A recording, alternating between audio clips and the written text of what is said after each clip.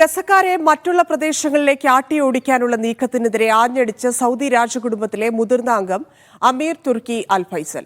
രണ്ടാം ലോക മഹായുദ്ധകാലത്ത് വംശീയ ഉന്മൂലനത്തിലൂടെ ഭൂമി കയ്യേറി ഇസ്രായേലാണ് പലസ്തീനികളെ അഭയാർത്ഥികളാക്കിയത്. പലസ്തീനികളെ പുറത്താക്കാനാണ് പ്ലാനെങ്കിൽ ഇസ്രായേൽ പിടിച്ചെടുത്തവരെ സ്വന്തം മണ്ണിലേക്ക് ആക്കണമെന്നും സൗദി മുൻ ഇന്റലിജൻസ് മേധാവി കൂടിയായ തുർക്കി അൽ ഫൈസൽ പറഞ്ഞു.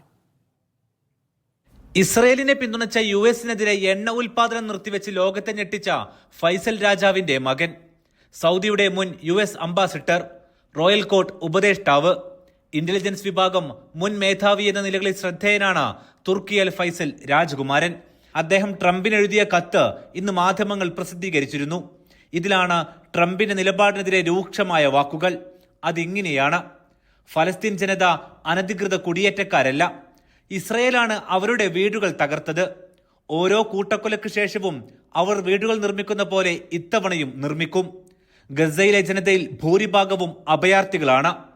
1948 മുതലുള്ള ഇസ്രയേലിന്റെ വംശഹത്യയാണ് ഇതിനെല്ലാം കാരണം. അവരെ ഗസയുടെ മണ്ണിൽ നിന്നും ആട്ടി ഓടിക്കാനാണ് ശ്രമം. അങ്ങനെയെങ്കിൽ അവരെ ആദ്യം അയക്കേണ്ടത് ഒലിവിന്റെയും ഓറഞ്ചിന്റെയും മണ്ണായ ജഫയിലേക്കും ഹൈഫയിലേക്കുമാണെന്നും കത്ത് തുടരുന്നു. ഇസ്രയേൽ കൂട്ടക്കൊല നടത്തി മോഷ്ടിച്ച് വീടുകൾ സ്ഥാപിച്ച പ്രദേശങ്ങളെ ചൂണ്ടിക്കാട്ടി തുർക്കി അൽ ഫൈസൽ ഇങ്ങനെ തുടരുന്നു: രണ്ടാം ലോക മഹായുദ്ധകാലത്ത് യൂറോപ്പിൽ നിന്നെല്ലാം എത്തി ഭീകരത നടത്തിയാണ് ഫലസ്തീനികളുടെ ഭൂമി ഇസ്രയേൽ പിടിച്ചെടുത്തത്. അവരെ കൊന്ന് വംശഹത്യ നടത്തി.